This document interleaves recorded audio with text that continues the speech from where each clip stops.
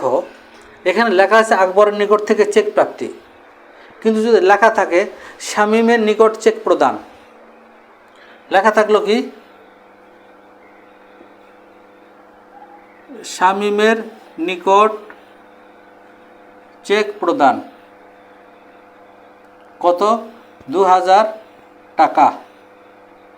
তাহলে কি হবে? দেখো এটা এক ঘর নগদান বই, তোমাকে লেখা দেওয়া আছে এক ঘর নগদান বই প্রস্তুত করো। অঙ্কের মধ্যে যদি এরকম থাকে যে শামীমের নিকট চেক প্রদান করা হয়েছে, তাহলে অবশ্যই এই লেনদেনটা নগদান বই আসবে না, কারণ এটা এক ঘরের নগদান। চেক প্রদান করা হয়েছে মানে তোমার ব্যবসার প্রতিষ্ঠানে ব্যাংক থেকে টাকা যাবে, এটা নগদ থেকে চেক প্রদান করা হয়েছে মানে কি নগদ যাবে। এটা তো আমাদের শুধু নগদের এক ঘরের নগদান বই, শুধু ক্যাশ নগদ টাকা আসবে। সুতরাং চেক পাইলে সেটা রেকর্ড হবে, লেখা হবে, লেনদেনে আসবে, কিন্তু চেক প্রদান করা হলে সেটা অবশ্যই এখানে আসবেই না।